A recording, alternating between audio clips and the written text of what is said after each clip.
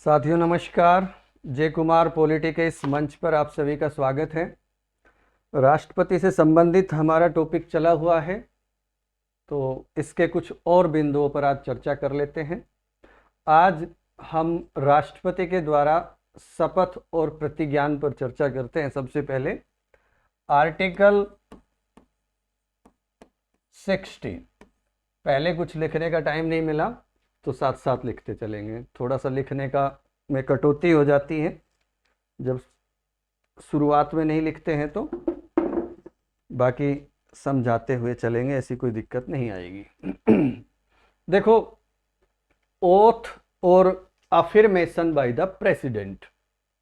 अनुच्छेद 60 ये कहता है कि प्रत्येक राष्ट्रपति और प्रत्येक वो व्यक्ति जो राष्ट्रपति के रूप में कार्य कर रहा है, क्योंकि राष्ट्रपति के रूप में उपराष्ट्रपति भी कार्य करता है, और ये भी ना हो तो सर्वोच्च न्यायालय का मुख्य न्यायाधीश, या वो भी ना हो तो कोई भी सीनियर मोस्ट न्यायाधीश जो उस पद पर काम कर रहा है, उसके लिए ये शपथ की बात है कि ये अपना पद ग्रहण करने से पहले भारत के मुख्य न्यायाधीश के समक्ष, या फिर वो नहीं है तो उसकी अनुपस्थिति में कोई भी उच्चतम न्यायालय का सीनियर मोस्ट न्यायाधीश उसके समक्ष एक निश्चित प्रारूप में अपनी शपथ लेगा या प्रतिज्ञान करेगा और उस पर अपने हस्ताक्षर करेगा। यानी कोई भी व्यक्ति जो राष्ट्रपति के रूप में अपना पद का कार्य शुरू करेगा, यानी पद ग्रहण करेगा, तो उससे पहले वो शपथ लेगा, और शपथ लेगा भारतीय मुख्य न्यायाधीश के समक्ष, या फिर कोई भी वो नहीं है तो सीनियर मोस्ट कोई भी उनके बाद जो न्यायाधीश है उनके समक्ष। और एक प्रारूप है। प्रारूप क्या है? उस प्रारूप में ये लिखा हुआ है कि मैं अपना नाम और ईश्वर की शपथ लेता हूं, या फिर सत्य निष्ठा से प्रतिज्ञान करता हूं कि मैं श्रद्धा पूर्वक भारत के राष्ट्रपति के पद का कार्यपालन तथा अपनी पूरी योग्यता से संविधान और विधि का परिरक्षण, संरक्षण और प्रतिरक्षण करूंगा। प्रिजर्व, प्रोटेक्ट और डिफेंड करूंगा, और मैं भारत की जनता की सेवा और कल्याण में निरत रहूंगा। तो ये इसका प्रारूप है। यानी इसको साधारण शब्दों में हम समझे तो पहली बात तो ये कि राष्ट्रपति केवल पद की शपथ लेता है, मंत्रियों की तरह गोपनीयता की शपथ नहीं लेता है। वो एक ही शपथ लेता है पद की, और अपने पद की शपथ में वो संविधान और विधि का, यानी विधि कानून का, संविधान और कानूनों के संरक्षण की एक तरह से वो शपथ लेता है। या फिर ये तीनों शब्दों को हम याद रख सकते हैं, परिरक्षण, संरक्षण और प्रतिरक्षण। संविधान और कानून का परिरक्षण, संरक्षण और प्रतिरक्षण करेगा, और जनता की सेवा और कल्याण करने की शपथ लेता है। साधारण अर्थों में हम ये समझ सकते हैं। और एक बात यहां पर विशेष रूप से ये ध्यान में रखनी है हमें कि बहुत बार देखो एग्जामिनर हमें उलझाता है बहुत अच्छे तरीके से, मतलब इतने साधारण तरीके से उलझा देता है, हम उलझ जाते हैं। और बहुत गहराई में तैयारी करने वाले भी, यानी एग्जामिनर को पूरा पता है कमजोर बच्चे को कहां उलझाना है और ज्यादा तैयारी करने वाले बच्चे को कहां उलझाना है। बड़ी भारी समस्या है। बहुत सारे ऐसे प्रश्न होते हैं जिन्होंने कम अध्ययन कर रखा है, साधारण कर रखा है, उनके तो वो प्रश्न सही हो जाते हैं, और जो गहराई में पढ़ते हैं उनके वो प्रश्न गलत हो जाते हैं। तो वो एग्जामिनर हमारे दिमाग से खेलता है। उसके बारे में हमें ये ध्यान रखना है कि साधारणतः हम देखते हैं कि जो ये शपथ का प्रारूप है, शपथ का प्रावधान जो भी लिखे हो, वो हम देखते 3री अनुसूची में लिखा हुआ है। जो भी भारतीय संविधान में अन्य पदाधिकारियों का उल्लेख है, उन सब की शपथ का प्रावधान कहाँ है? 3री अनुसूची में। लेकिन 3 ऐसे पदाधिकारी हैं जिनका 3री अनुसूची में शपथ का प्रारूप नहीं दे रखा है। इनके लिए अलग अनुच्छेद ही बना रखे हैं। जैसे राष्ट्रपति के लिए अनुच्छेद 60 है, उपराष्ट्रपति के लिए अनुच्छेद 69 है और राज्यपाल के लिए 159 है। उपराष्ट्रपति नहीं, राष्ट्रपति के लिए 60 हो गया, उपराष्ट्रपति के लिए 69 हो गया और राज्यपाल के लिए 159। ये 3 अनुच्छेद हमें याद रखने। बाकी जो पदाधिकारी हैं जो भी शपथ लेते हैं वो तीसरी अनुसूची में उनका है, तो फिर अपने आप सही हो जाएगा। ये राष्ट्रपति, उपराष्ट्रपति और राज्यपाल 60, 69, 159 इनका अनुच्छेदों में वर्णन है, इनकी शपथ का प्रारूप का। बाकियों का तीसरी अनुसूची में। किन किन का है वो आगे हम चलते रहेंगे, बताते रहेंगे। और महाभियोग की प्रक्रिया को देख लेते आगे, लेकिन महाभियोग की प्रक्रिया से पहले इसको लिख लो। हेडिंग डालो, राष्ट्रपति के द्वारा शपथ या प्रतिज्ञान, ओथ और अफर्मेशन बाय द प्रेसिडेंट। इसमें लिखो अनुच्छेद 60। इसमें लिखो प्रत्येक राष्ट्रपति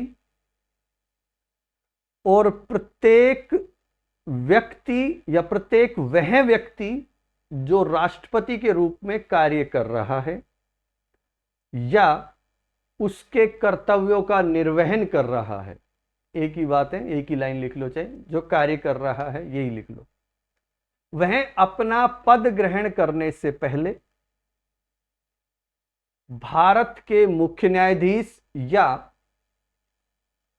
उसकी अनुपस्थिति में उच्चतम न्यायालय के उपलब्ध वरिष्ठतम न्यायाधीश के समक्ष, सीनियर मोस्ट जज के समक्ष। प्रारूप को आप अगर लिखो तो फिर मैं लिखवा दे, अलग तरीके से लिखवा देता हूं, लिखना चाहो तो और लिख लो। आपको बाकी तो साधारण अर्थों में लिख लो, मैं दोनों में लिखवा देता हूं। तो आप लिख लो, न्यायाधीश के समक्ष निम्नलिखित प्रारूप में शपथ लेगा या प्रतिज्ञान करेगा और उस पर अपने हस्ताक्षर करेगा। तो शपथ का प्रारूप लिखो, मैं, खाली स्थान छोड़ दो, ईश्वर की शपथ लेता हूं, या फिर इसकी जगह सत्य निष्ठा से प्रतिज्ञान करता हूं, ये लिख सकते हैं कि मैं श्रद्धा पूर्वक भारत के राष्ट्रपति के पद का कार्यपालन करूंगा। कार्यपालन का मतलब राष्ट्रपति के कर्तव्यों का निर्वहन करूंगा तथा अपनी पूरी योग्यता से संविधान और विधि का परिरक्षण, ब्रैकेट में लिख लो प्रिजर्व, PRESERVE, प्रिजर्व, संरक्षण, प्रोटेक्ट और प्रतिरक्षण यानी डिफेंड करूंगा, और मैं भारत की जनता की सेवा और कल्याण में निरत रहूंगा। यह इसका प्रारूप है। बाकी साधारण अर्थों में हम लिखेंगे, आगे लिखो। राष्ट्रपति केवल पद की शपथ लेता है, मंत्रियों की तरह गोपनीयता की शपथ नहीं लेता है। नेक्स्ट, अपने पद की शपथ में राष्ट्रपति संविधान और विधि के परिरक्षण, संरक्षण और प्रतिरक्षण की परिरक्षण, संरक्षण और प्रतिरक्षण तथा जनता की सेवा और कल्याण करने की शपथ लेता है।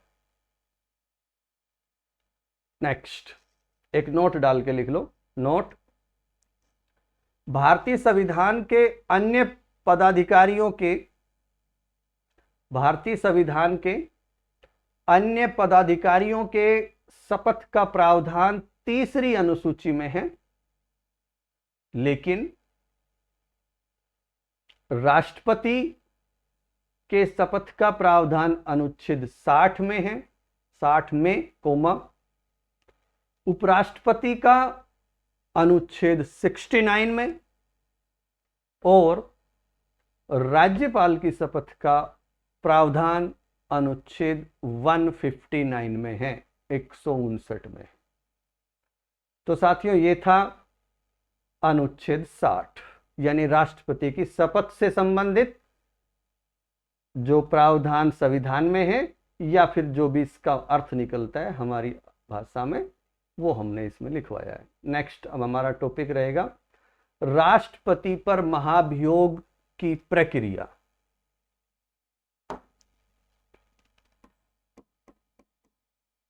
राष्ट्रपति पर महाभियोग की प्रक्रिया। Impeachment, procedure for impeachment of the president. देखो एक तो ये ध्यान रखें कि इम्पीचमेंट शब्द का प्रयोग केवल और केवल राष्ट्रपति के लिए किया गया है। हम जब किताबें पढ़ते हैं तो वहां पर न्यायाधीशों को हटाने की प्रक्रिया के लिए भी इम्पीचमेंट शब्द लिखा हुआ होता है, महाभियोग लिखा हुआ होता है, लेकिन संविधान में नहीं लिखा हुआ है। संविधान में केवल राष्ट्रपति के लिए ये शब्द का प्रयोग किया गया महाभियोग का। और महाभियोग मतलब बहुत बड़ा, भाई आप राज्य के अध्यक्ष को हटा रहे हो, हेड ऑफ द स्टेट को आप हटाने का प्रावधान लगा की प्रक्रिया से आप गुजरने वाले हो, तो उसको महाभियोग यानी एक बहुत बड़ा आप आरोप लगा रहे हो या एक बहुत बड़ी प्रक्रिया से गुजर रहे हो, इसलिए इसको महाभियोग कहा गया। हालांकि न्यायाधीशों के मामले में भी एक कठिन प्रक्रिया ही है, लेकिन इससे थोड़ा सा अलग है, इसलिए उसके लिए महाभियोग का प्रयोग नहीं किया गया है। वैसे साधारण अर्थों में हम देखें तो जो किताबों में इसलिए लिख दिया जाता है कि जब संसद ऐसी कोई कार्रवाई करती है, संसद के द्वारा जब किसी को इस तरह से हटाया जाता है अपनी प्रक्रिया के माध्यम से जिसमें संसद का ही रोल है, तो फिर हम ये कह सकते हैं कि वो महाभियोग की एक प्रक्रिया है। साधारण अर्थों में उसको ऐसे कह दिया जाता है। तो एक तो ये है कि इसका, अब एक ये कि एक तो महाभियोग की जो प्रक्रिया है ये ध्यान रखना कि ये अर्ध न्यायिक प्रक्रिया है, ना तो ये प्रशासनिक है पूर्ण रूप से और ना ही पूर्ण रूप से न्यायिक है, इसलिए इसको अर्ध न्यायिक प्रक्रिया कहा गया है। भाई राष्ट्रपति के जो महाभियोग की प्रक्रिया है उसके माध्यम से राष्ट्रपति को उसकी पद अवधि के दौरान पद से हटाया जाता है। तो ये जो प्रक्रिया है ये अर्ध न्यायिक प्रक्रिया है। अर्ध न्यायिक कैसे है? महाभियोग की जो प्रक्रिया होती है उसमें आधी विशेषताएं तो हम प्रशासनिक देखते हैं, क्योंकि राष्ट्रपति को सांसदों के द्वारा हटाया जाता है, जबकि आधी प्रक्रिया इसकी न्यायिक है, क्योंकि संविधान के उल्लंघन का आरोप भी लगाया जा रहा है। संसद राष्ट्रपति को दंड नहीं दे सकती, लेकिन संसद के द्वारा राष्ट्रपति को उसके पद से हटाया जा सकता है। दंड नहीं है, उसके पद से हटाया जा सकता है। दंड देने का अधिकार तो केवल और केवल न्यायपालिका को है, तो इसलिए भी ये अर्ध न्यायिक है। और हम देखें तो देखो संसद का काम क्या है? कानूनों का निर्माण करना है, लेकिन महाभियोग प्रक्रिया में वो एक तरह से न्यायिक स्वरूप धारण कर लेती है, फैसला कर रही है किसी चीज का, तो इसलिए भी एक अर्ध न्यायिक प्रक्रिया होगी। तो ये इसके कारण है कि अर्ध न्यायिक क्यों कहा जाता है इसको। तो अब पढ़ते हैं, जब हमने अनुच्छेद 56 को पढ़ा था तो उसमें स्पष्ट रूप से लिखा था कि अगर संविधान का अतिक्रमण करता है तो अनुच्छेद 61 में वर्णित प्रक्रिया के आधार पर राष्ट्रपति को महाभियोग की प्रक्रिया के आधार पर या महाभियोग के आधार पर उसको महाभियोग के द्वारा उसको हटाया जा सकता है। तो 56 में वो लिखा हुआ था और 61 में वो प्रक्रिया लिखी हुई है। महाभियोग की प्रक्रिया का वर्णन अनुच्छेद 61 में है, 61 में है। अब देखो इसको थोड़ा सा समझो क्या क्या प्रावधान है। यानी सबसे पहले तो कोई भी एक जो सदन है, पहला काम इसमें क्या होगा कि कोई भी एक सदन, राष्ट्रपति पर सदन कोई भी हो सकता है, आरोप लगाएगा संविधान के अतिक्रमण का, ठीक है, वॉयलेशन ऑफ द कॉन्स्टिट्यूशन का आरोप लगेगा। तो कोई भी सदन ऐसा कर सकता है, ये नहीं है कि केवल एक ही कोई सा सदन है या लोकसभा ही है या राज्यसभा ऐसा कर सकता है। किसी भी सदन के द्वारा ये आरोप लगाया जाएगा। किसका आरोप लगाया जाएगा? कि संविधान का अतिक्रमण किया है राष्ट्रपति ने। सदन कर रहा है यहां पर, ये ध्यान रखना। अब दूसरी बात ये लिखी है कि जो ये आरोप लगाए जाएंगे इसकी कुछ शर्तें हैं। क्या शर्तें हैं? कि कम से कम 14 दिन पहले नोटिस दो, ये आवश्यक है। कम से कम 14 दिन पहले हमें नोटिस देना है, लिखित सूचना देनी है, और उसके बाद ये जो आरोप है ये एक संकल्प के रूप में प्रस्तुत होना चाहिए। किसके रूप में प्रस्तुत होना चाहिए? संकल्प के रूप में। ठीक है। और संकल्प पर हस्ताक्षर होने चाहिए। जो सदन में कुल सदस्य हैं, ध्यान रखना यहां पर 2 बार कुल सदस्यों का जिक्र आएगा। कुल सदस्यों के 1/4 यानी 1/4 सदस्यों के हस्ताक्षर होने चाहिए। सदन का कोई भी सदन राष्ट्रपति पर संविधान के अतिक्रमण का आरोप लगा दिया, आरोप तो लगा दिया, लेकिन 14 दिन का नोटिस भेजेंगे उसको 14 दिन पहले, और फिर उस सदन में संकल्प पारित किया जाएगा, यानी संकल्प के रूप में प्रस्तुत किया जाएगा। पारित नहीं, प्रस्तुत किया जाएगा पहले, पारित तो बाद में होगा। तो संकल्प पारित करेंगे, कुल सदस्यों के 1/4 सदस्यों के लिखित हस्ताक्षर होने चाहिए।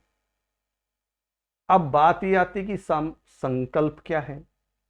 देखो, सामान्यतः हम देखते हैं कि जो जनहित के मुद्दे होते हैं उन पर संकल्प लाया जाता है, लेकिन यहां भी संकल्प का प्रावधान है।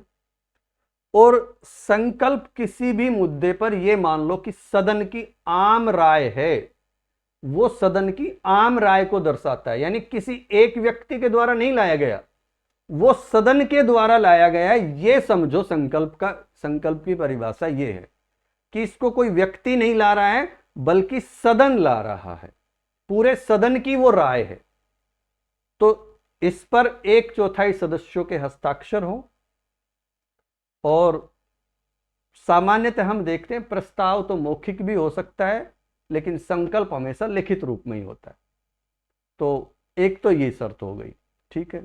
दूसरी शर्त यह है कि जिस सदन में ये लाया गया है प्रस्ताव, उस सदन की कुल सदस्य संख्या के कम से कम 2/3 सदस्यों द्वारा यह संकल्प पारित हो। कुल सदस्यों के 1/4 सदस्यों ने उस पर हस्ताक्षर किए और संकल्प प्रस्तुत किया।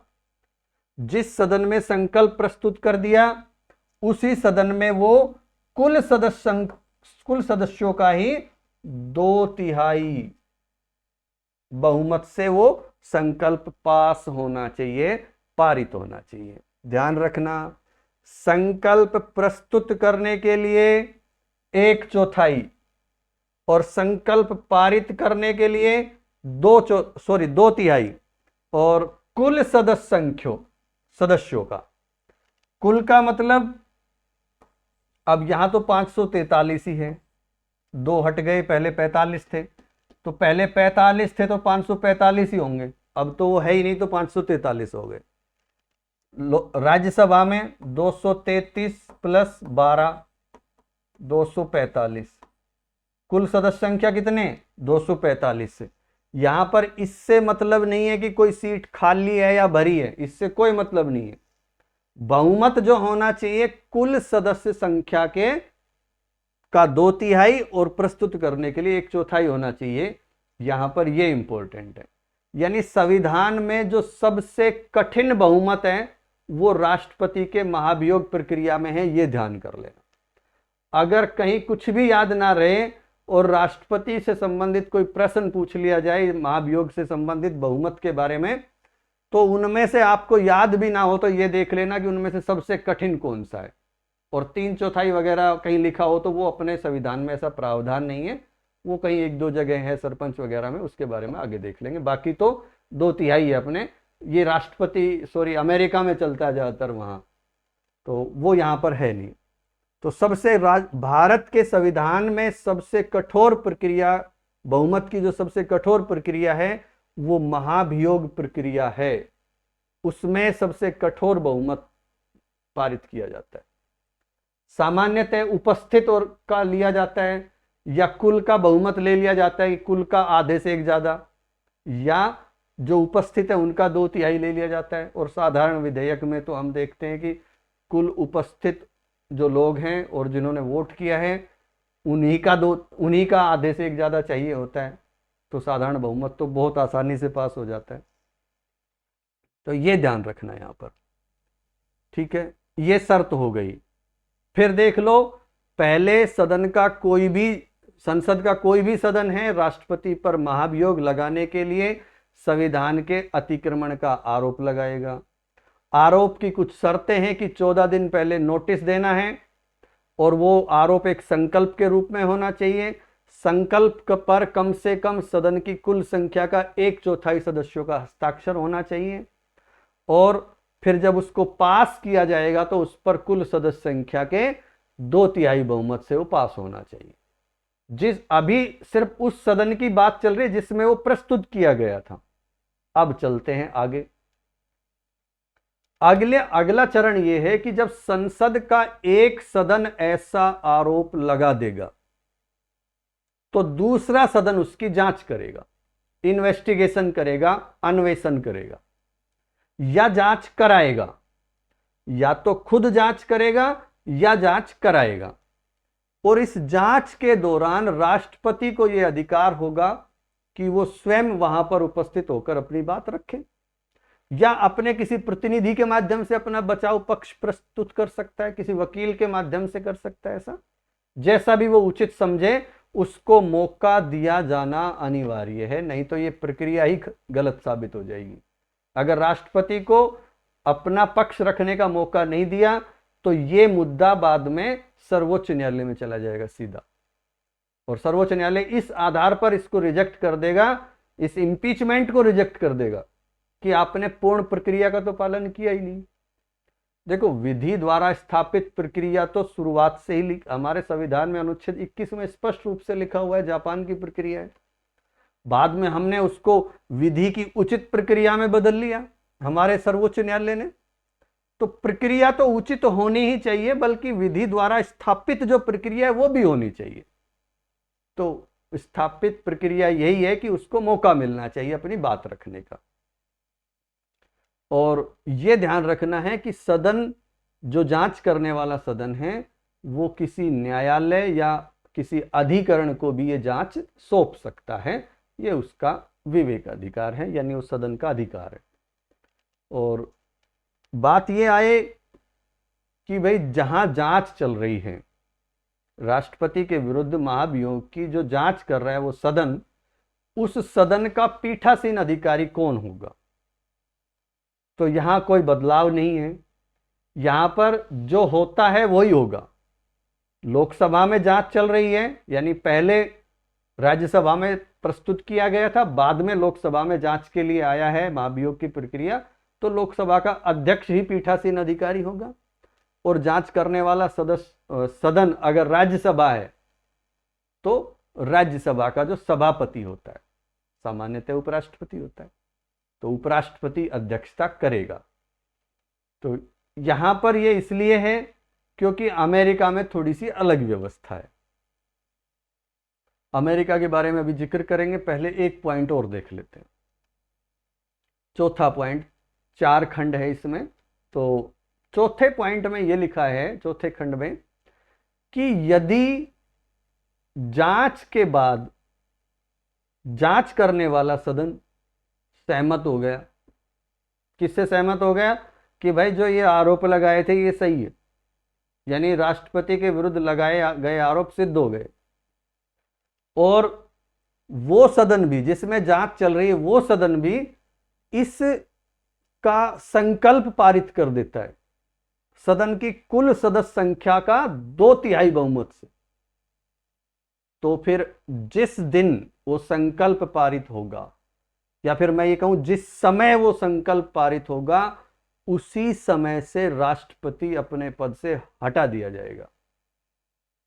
ये तो थी संवैधानिक बात।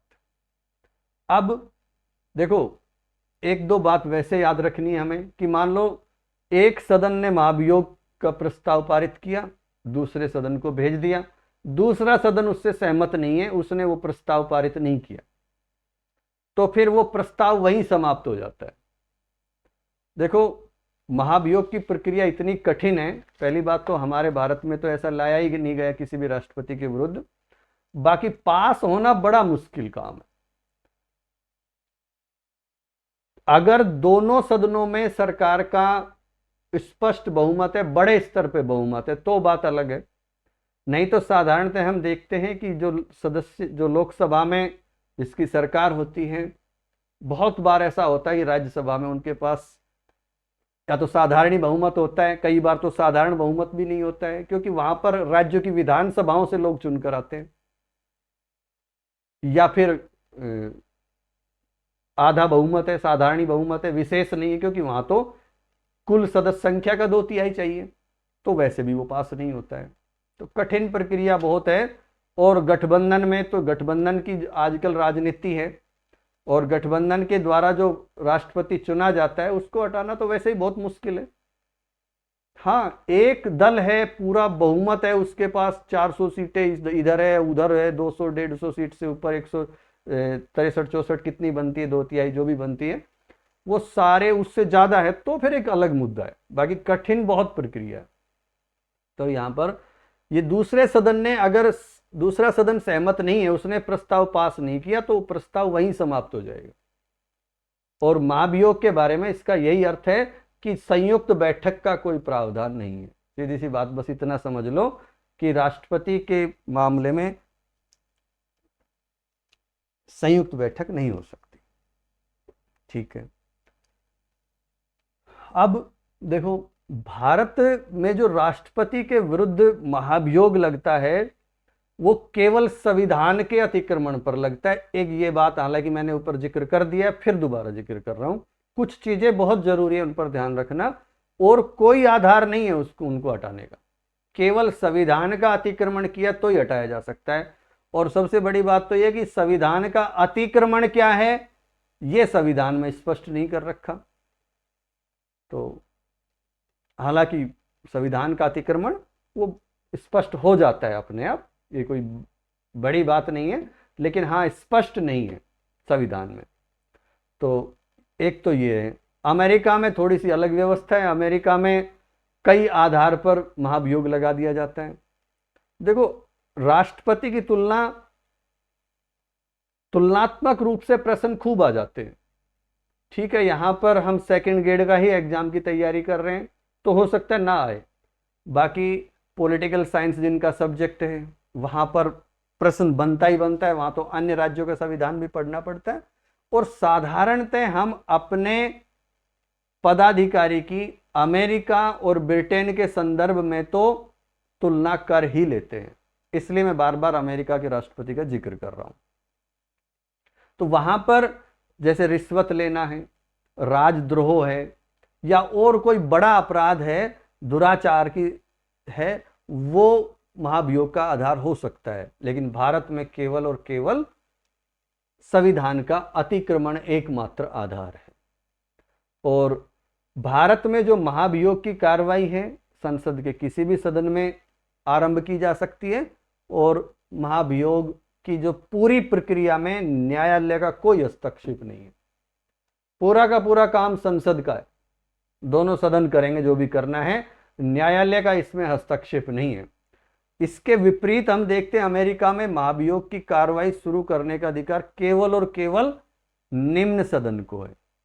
प्रतिनिधि सदन जो होता है, जो हमारा लोकसभा है, हाउस ऑफ रिप्रेजेंटेटिव्स कहते हैं उनको, निम्न सदन जो होता है वहां उसके द्वारा एक न्यायिक समिति नियुक्त की जाती है, और राष्ट्रपति के विरुद्ध आरोपों की जांच की जाती है, और जांच का जो परिणाम होता है उस परिणाम को सीनेट को भेज दिया जाता है। सीनेट वहां के राज्यसभा यानी उच्च सदन को कहते हैं। जो हमारी राज्यसभा है वहां उसको सीनेट बोल देते हैं। अमेरिका में सीनेट भारत की राज्यसभा, भारत की लोकसभा वहां का प्रतिनिधि सदन कह लो या हाउस ऑफ रिप्रेजेंटेटिव्स कह लो। भारत की संसद वहां कहते हैं कांग्रेस संसद को। तो ये कुछ शब्द हैं, यहाँ ध्यान रखना। यहां पर कांग्रेस एक राजनीतिक दल है। तो उच्च सदन को भेज दिया जाएगा जांच के लिए। तो यहां पर एक समिति गठित की है निम्न सदन में, लोकसभा में, यानी वहां का जो निम्न सदन है उसमें, और उसने जो जांच की है उस जांच का जो परिणाम आया उसको उच्च सदन में भेज दिया। अब देखो, जब सीनेट में यानी उच्च सदन में महाभियोग की कार्रवाई शुरू होती है तो वहां पर सुप्रीम कोर्ट का मुख्य न्यायाधीश अध्यक्षता करता है सीनेट की। हमारे यहां पर मैंने जिक्र किया अभी की वही सेम प्रक्रिया है। लोकसभा का अध्यक्ष या राज्यसभा का सभापति ही अध्यक्षता करता है, वही पीठासीन अधिकारी होता है। वहां पर सिस्टम बदल जाता है, वहां सुप्रीम कोर्ट की दखल अंदाजी हो जाती है। तो सुप्रीम कोर्ट का मुख्य न्यायाधीश सीनेट की अध्यक्षता करता है, और सीनेट कम से कम 2/3 बहुमत से अगर आरोप को मान लेती है तो राष्ट्रपति दोषी सिद्ध हो जाता है। और वहां पर एक और है, जो जब राष्ट्रपति को हटा दिया जाता है या राष्ट्रपति का पद किसी कारण से खाली हो जाता है, मृत्यु या किसी कारण से, तो जो बचा हुआ कार्यकाल है उसके लिए वहां का जो उपराष्ट्रपति है वो काम करता है। वो राष्ट्रपति को उसको नियुक्त कर दिया जाता है बचे हुए कार्यकाल के लिए। हमारे यहाँ पर यह है कि अधिकतम 6 महीने ही कोई कार्यवाहक राष्ट्रपति के रूप में काम कर सकता है। 6 महीने में तो चुनाव कराने कंपलसरी है, और जो नया राष्ट्रपति बनता है वो शेष कार्यकाल का नहीं बनता है, हमारे यहाँ पर 5 साल का बनता है। तो ये सारी चीजें हम लिखवाएंगे विस्तार से, आप इनको ध्यान रखना। और एक चीज और कि जो संविधान का उल्लंघन का जब आरोप लगता है तो क्या महाभियोग के अलावा कोई और दंड भी दिया जा सकता है राष्ट्रपति को? नहीं, महाभियोग के अलावा कोई भी दंड नहीं लगाया जा सकता, केवल उसको पद से हटाया जा सकता है। बाकी संविधान के उल्लंघन के आधार पर राष्ट्रपति को कोई दंड नहीं दे सकती इसके अलावा संसद। और ध्यान ये भी रखना कि महाभियोग का जब हमने निर्वाचन पढ़ा था, देखो अभी मैं एक प्रश्न लिखता हूं फिर आगे चर्चा करूंगा कैसे मतलब एग्जामिनर हमें फंसाता है। प्रश्न है, महाभियोग प्रक्रिया में भाग लेते हैं। अभी तो मैंने आपको ये सारी चीजें समझा दी है, तो संभवतः आपका सवाल सही हो ही जाएगा। ए,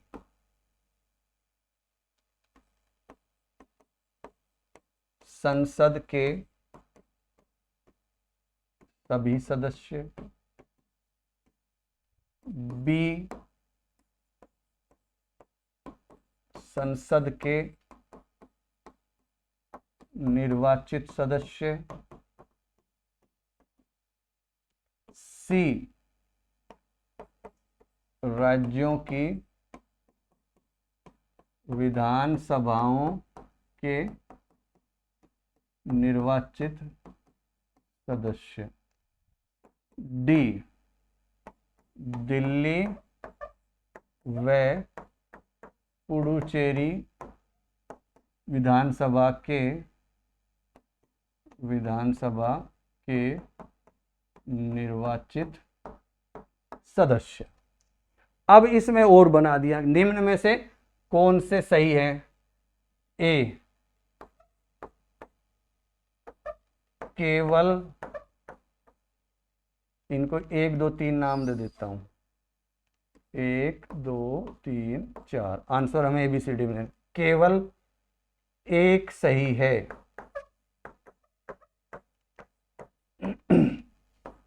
बी, केवल 2 सही है। सी, 2 व 3 सही है और डी 2 3 4 सही है।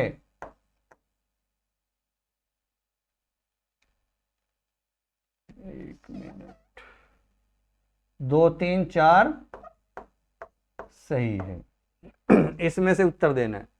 पहला, संसद के सभी सदस्य भाग लेते हैं। दूसरा, संसद के निर्वाचित सदस्य भाग लेते हैं। तीसरा, राज्यों की विधानसभाओं के निर्वाचित सदस्य भाग लेते हैं। चौथा, दिल्ली पुडुचेरी विधानसभा के निर्वाचित सदस्य भाग लेते हैं। ऑप्शन ए केवल 1 सही है, बी केवल 2 सही है, सी 2 और 3 सही है और डी 2 3 4 सही है। अब आप इसका जवाब देना कमेंट बॉक्स में। वैसे मैं उत्तर बता देता हूं, आप ईमानदारी से उत्तर लिखना कमेंट में कि ये आपका गलत हुआ या सही हुआ, क्योंकि यहां कोई आपको प्राइज नहीं मिल रहा है। और अपने साथ ईमानदारी बरतना मतलब, और अपनी गलतियों को स्वीकार करना तो इंसान की सबसे बड़ी ताकत होती है।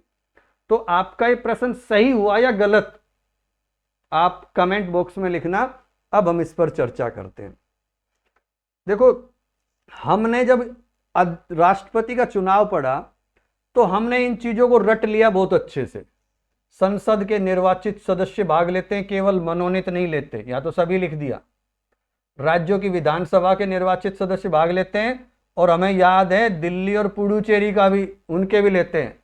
तो 2 3 4 डी सही है। ऐसा ज्यादातर बच्चे गलती कर सकते हैं। प्रश्न 4 बार नहीं पढ़ते, एक बार पढ़ा, टिक लगा दिया, आंसर सही है। प्रश्न को 2 3 4 बार पढ़ो तसल्ली से, ठंडे दिमाग से।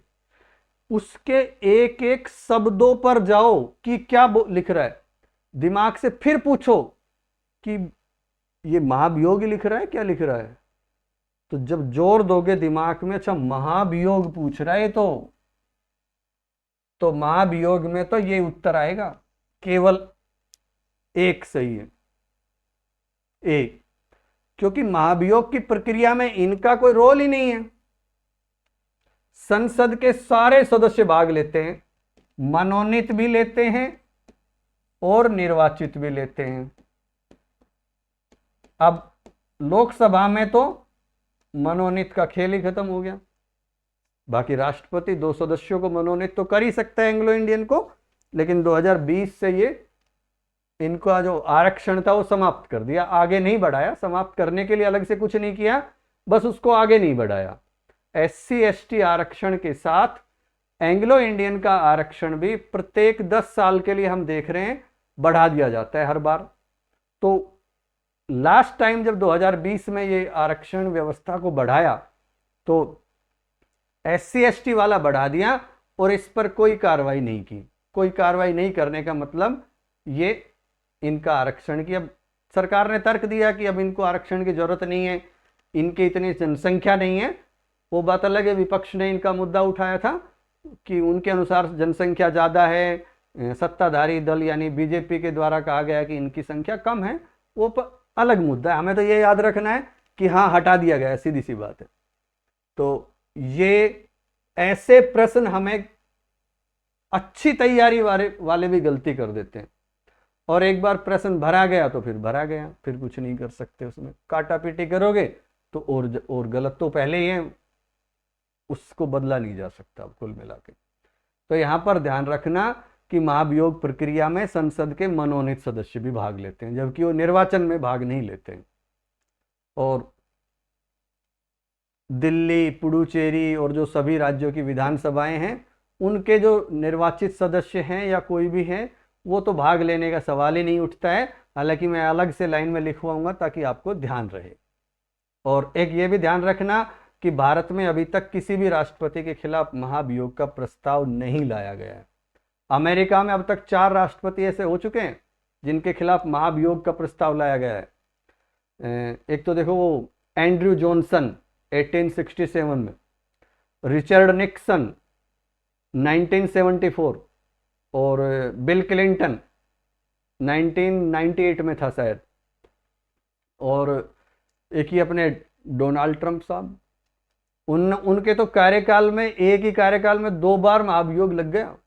ऐसे पहले राष्ट्रपति हैं वो कि एक कार्यकाल में 2 बार महाभियोग का सामना कर रहे हैं। तो 2019 में लगा और 2021 में। तो 21 में तो लगा ही हुआ था सर, उनका कार्यकाल पूरा हो गया तो कार्रवाई चल रही थी, लेकिन फिर कार्यकाल पूरा होने के बाद तो उसका कोई मतलब भी नहीं बनता है। हाँ, लेकिन किसी को भी वहां पर भी अभी तक महाभियोग के द्वारा पद से हटाया नहीं गया है। हाँ, 4 राष्ट्रपति के खिलाफ वहां लाया गया है, भारत में लाया ही नहीं गया है, ये ध्यान रखना। वहां पर जो ये एंड्रू जॉनसन और बिल क्लिंटन थे, उनके खिलाफ तो प्रस्ताव पारित ही नहीं हो पाया था, और रिचर्ड निक्सन ने, उनको लगा कि हाँ कार्रवाई हो सकती है और हट जाएगा, तो अब पहले ही त्यागपत्र दे दिया। क्योंकि साधारणतः ऐसा करते हैं, हर जगह ऐसा हमने देखा है कि जब ऐसा लगता है तो खुद त्यागपत्र दे देते हैं, क्योंकि नहीं तो इतिहास में एक नाम दर्ज हो जाता है कि हाँ ऐसे ऐसे वो उस व्यक्ति को हटाया गया था। और इनका तो कार्यकाल समाप्त हो ही गया था, डोनाल्ड ट्रंप का। तो ये ध्यान रखना है। एक दो बातें, ये गठबंधन की सरकार का भी ध्यान रखना है। कई बार कॉन्सेप्ट से सवाल आ जाते हैं, तो गठबंधन की राजनीति में राष्ट्रपति को हटाना और मुश्किल हो जाता है, क्योंकि विशेष बहुमत की आवश्यकता हो जाती है। और राष्ट्रपति की जो शक्तियां होती है, ये ध्यान रखना, जब महाभियोग प्रक्रिया चल रही होती है तब भी उसको वो सारी शक्तियां होती है, और जो भी वो काम करेगा वो सारे कार्य वैध माने जाते हैं। यानी जब महाभियोग प्रक्रिया चल रही होती है उसके ऊपर, तब तक वो सारे काम करता रहेगा, ऐसा नहीं। और वो सारी शक्तियां होगी, क्योंकि अभी तक अपराध सिद्ध थोड़ी हुआ है। हटेगा तो तब जब दोनों सदन पारित कर देंगे, और इस दौरान मान लो हट भी गया वो, लेकिन इस दौरान उन्होंने जो कोई भी काम किया है तो वो वैध माने जाएंगे, वैलिड होंगे। उनको किसी भी तरह से इनवैलिड करार नहीं दिया जाएगा कि ये तो हट गए थे, इन पर महाभियोग प्रक्रिया लगी हुई थी और इस दौरान इन्होंने ये काम किए इसलिए ये अवैध कार्य है, ऐसा बिल्कुल भी नहीं है, वो वैलिड माने जाएंगे। हेडिंग डालो, राष्ट्रपति पर महाभियोग चलाने की प्रक्रिया।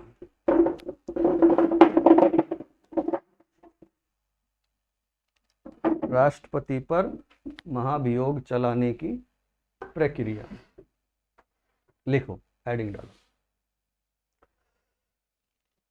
इसमें लिखो, महाभियोग एक अर्ध न्यायिक प्रक्रिया है जिसके माध्यम से राष्ट्रपति को उसकी पदावधि के दौरान पद से हटाया जा सकता है।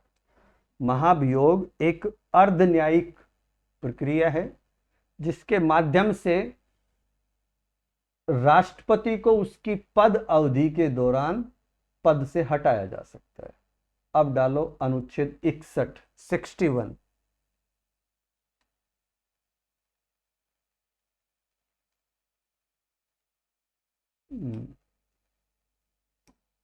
ये रहा अनुच्छेद 61, 61। बोर्ड तो आपको दिखना बंद हो गया, मैं इसी जगह बैठ गया, बाकी लिख लो, बोलता रहूंगा। लिखो, नंबर 1 डालो, संसद का कोई भी सदन, अनुच्छेद 61 में नंबर 1 डाल के लिखो, संसद का कोई भी सदन राष्ट्रपति पर महाभियोग लगाने के लिए, राष्ट्रपति पर महाभियोग लगाने के लिए संविधान के अतिक्रमण का आरोप लगाएगा, वॉयलेशन ऑफ द कॉन्स्टिट्यूशन का आरोप लगाएगा। नंबर 2, यहां पर ये लिख सकते हो ब्रैकेट में, संविधान में कहीं भी संविधान का अतिक्रमण, इस वाक्य को इन्वर्टेड कोमा में ले लो, संविधान का उल्लंघन या संविधान का अतिक्रमण, इन्वर्टेड कोमा में लिख के लिख लो, वाक्य को परिभाषित नहीं किया गया है। संविधान में कहीं भी संविधान का अतिक्रमण वाक्य को परिभाषित नहीं किया गया है। नेक्स्ट, नंबर 2, यह आरोप लगाने की कुछ शर्तें हैं। पहला खंड ये कह रहा था ना कि कोई भी सदन संविधान के अतिक्रमण का आरोप लगाएगा, तो नंबर 2, यह आरोप लगाने की कुछ शर्तें हैं। कौन कौन सी शर्तें हैं? ए या क, कम से कम 14 दिनों की लिखित सूचना देने के बाद यह आरोप एक संकल्प के रूप में प्रस्तुत होना चाहिए, जिस पर कम से कम सदन की कुल संख्या, सदन की कुल संख्या को अंडरलाइन कर लो, सदन की कुल संख्या के 1/4 सदस्यों ने हस्ताक्षर किए हों। प्रस्तुत को भी अंडरलाइन कर लेना। दोबारा बोलता हूं, कम से कम 14 दिनों की लिखित सूचना देने के बाद यह आरोप एक संकल्प के रूप में प्रस्तुत होना चाहिए। प्रस्तुत को अंडरलाइन कर लो, क्योंकि यहां पर प्रस्तुत के लिए 1/4 बहुमत चाहिए, जिस पर कम से कम सदन की कुल संख्या के 1/4 सदस्यों ने हस्ताक्षर किए हो। कई बार संख्या पूछ लेता है, आप सोचोगे हमने तो कहीं पढ़ा ही नहीं, आपके पास ये प्रश्न आ जाए, देखो इस तरह घुमा सकता है कि राष्ट्रपति के खिलाफ महाभियोग लाने के लिए लोकसभा में कुल कितने सदस्यों के हस्ताक्षर जरूरी हैं। तो आपने न्यायालय पढ़ रखा है, न्यायाधीश को हटाने के लिए लोकसभा में 100 सदस्यों के हस्ताक्षर चाहिए, राज्यसभा में 50 के चाहिए। तो यहां पर वो ऑप्शन 100 डालेगा, एग्जामिनर ऑप्शन में 100 जरूर डालेगा, और कोशिश होगी उसकी ए ऑप्शन में 100 डाले हो, ताकि जुड़ते ही आप 100 कर दो। अगला देखो ही ना कि ये तो मुझे 1000% आता है, ये तो मेरा सही है, हो ही नहीं सकता गलत। तो आप, और इसमें वो संख्या लिखी होगी जो कभी आपने देखी नहीं, क्योंकि आपने तो 1/4 पढ़ रखा है, तो दोनों सदनों की 1/4 संख्या भी निकाल लेना। फिक्स ना आए, पॉइंटों में आए तो उसकी अगली संख्या को उसका सही मान लेना। तो 543 का वर्तमान में, और लोकसभा में उसका 1/4 मान लेना, याद कर लेना, और राज्यसभा के लिए 245 का 1/4 याद कर लेना। ये तो प्रस्तुत करने के लिए है। तो ये हो गया कि 1/4 सदस्यों ने हस्ताक्षर किए हों। अब आगे चलो, बी या ख, उस सदन की कुल सदस्य संख्या के कम से कम 2/3 बहुमत द्वारा ऐसा संकल्प पारित किया गया हो। यहां भी अंडरलाइन करना, देखो उस सदन की कुल सदस्य संख्या, तो सदन की कुल सदस्य संख्या को अंडरलाइन कर लो, के कम से कम 2/3 तो आपको याद है, अंडरलाइन की जरूरत नहीं है, बहुमत द्वारा ऐसा संकल्प पारित किया गया हो। पारित को अंडरलाइन कर लो। प्रस्तुत और पारित दो शब्द है, प्रस्तुत 1/4 और पारित 2/3। नेक्स्ट लिखो, 3 नंबर खंड लिखो, इसमें लिखो, जब संसद का एक सदन ऐसा आरोप लगा देगा तो दूसरा सदन उस आरोप की जांच करेगा या कराएगा। जांच की जगह अन्वेषण लिख सकते हो, इन्वेस्टिगेशन लिख सकते हो, क्योंकि संविधान में तो इन्वेस्टिगेशन लिखा हुआ है, जिसका हिंदी अर्थ अन्वेषण होता है। बाकी बात वही है कि जांच करेगा, जांच करेगा, अन्वेषण, वे षटकोण वाला से, अन्वेषण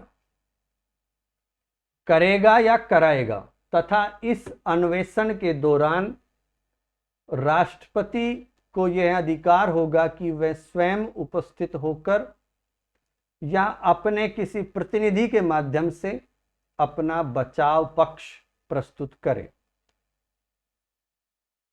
नेक्स्ट, नोट डाल के लिखो यहां पर, सदन जांच करने का काम किसी न्यायालय या अधिकरण को सौंप सकता है। सदन जांच करने का काम किसी न्यायालय या अधिकरण को सौंप सकता है। एक नोट और डाल के लिखो, राष्ट्रपति के विरुद्ध महाभियोग की जांच करने वाले सदन का पीठासीन अधिकारी संबंधित सदन का सभापति या अध्यक्ष होता है। ध्यान रखना, यहां पर इसलिए लिखवाया है, या आप लिखना चाहो तो लिख लो कि अमेरिका में सीनेट की अध्यक्षता वहां का सर्वोच्च न्यायालय का मुख्य न्यायाधीश करता है। अब लिखो 4 नंबर, यदि जांच के बाद अन्वेषण करने वाले या जांच करने वाले सदन, यदि जांच के बाद जांच करने वाला सदन सहमत हो जाता है कि राष्ट्रपति के विरुद्ध लगाया गया आरोप सिद्ध हो गया है और वह सदन इस आशय का संकल्प या वह सदन ऐसा संकल्प सदन की कुल संख्या के कम से कम 2/3 बहुमत से, फिर अंडरलाइन करना, सदन की कुल संख्या के कम से कम 2/3 बहुमत से पारित कर देता है, तो ऐसा संकल्प पारित होने की तिथि से,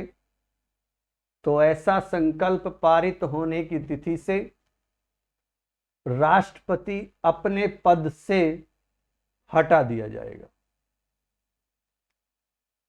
ये था आर्टिकल 61। अब इसी से संबंधित कुछ और बातें भी लिख लो, नोट डाल के लिखो,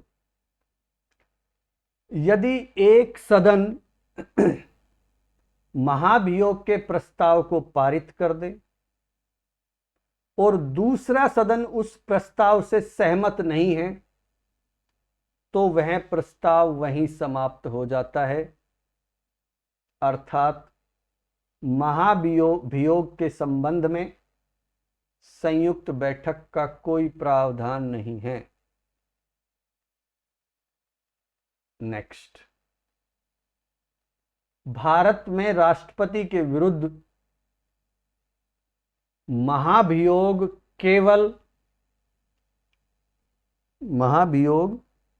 केवल संविधान के अतिक्रमण के आधार पर ही लगाया जा सकता है। बाकी अमेरिका के बारे में लिखना चाहो तो लिख लेना कि अमेरिका में रिश्वत लेना, राजद्रोह या अन्य बड़े अपराध या दुराचार के लिए भी महाभियोग लगाया जा सकता है, वो आपकी इच्छा है, ऐच्छिक है। नेक्स्ट, भारत में महाभियोग की कार्यवाही संसद के किसी भी सदन में आरंभ की जा सकती है और महाभियोग की संपूर्ण प्रक्रिया में न्यायालय का हस्तक्षेप नहीं होता है।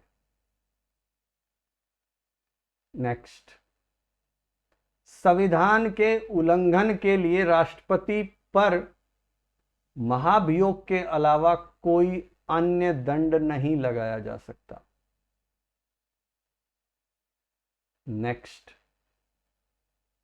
ध्यान रहे, महाभियोग प्रक्रिया में संसद के मनोनीत सदस्य भी भाग लेते हैं, जबकि वे राष्ट्रपति के निर्वाचन में भाग नहीं लेते हैं। और नोट डाल के लिख लेना कि भाई ये सभी राज्यों की विधानसभाओं और दिल्ली और पुडुचेरी की विधानसभाओं के निर्वाचित सदस्य भी राष्ट्रपति के महाभियोग में भाग नहीं लेते हैं। नहीं, अंडरलाइन कर लेना, जबकि वो चुनाव में भाग लेते हैं, तो याद रखने के लिए ये लाइन लिख लेना। नेक्स्ट, अभी तक भारत में किसी भी राष्ट्रपति के खिलाफ महाभियोग का प्रस्ताव नहीं लाया गया है। नेक्स्ट, गठबंधन सरकार के दौर में राष्ट्रपति को महाभियोग के द्वारा हटाया जाना अत्यधिक कठिन है, क्योंकि इसके लिए विशेष बहुमत की आवश्यकता होती है। नेक्स्ट, महाभियोग प्रक्रिया के दौरान भी राष्ट्रपति को वे सभी शक्तियां प्राप्त होती है प्रक्रिया के दौरान, ध्यान रखना, महाभियोग प्रक्रिया के दौरान भी राष्ट्रपति को वे सभी शक्तियां प्राप्त होती है जो नियमित राष्ट्रपति को प्राप्त होती है, और इस दौरान राष्ट्रपति द्वारा किए गए सभी कार्य वैध माने जाते हैं। थोड़ा सा टॉपिक लंबा खिंच गया, विचार था 2-3 और अनुच्छेद पढ़ेंगे, लेकिन इस लेक्चर को अब यहीं विराम देते हैं। नेक्स्ट लेक्चर में आपके सामने फिर उपस्थित होते हैं। आज के लिए इतना ही, धन्यवाद।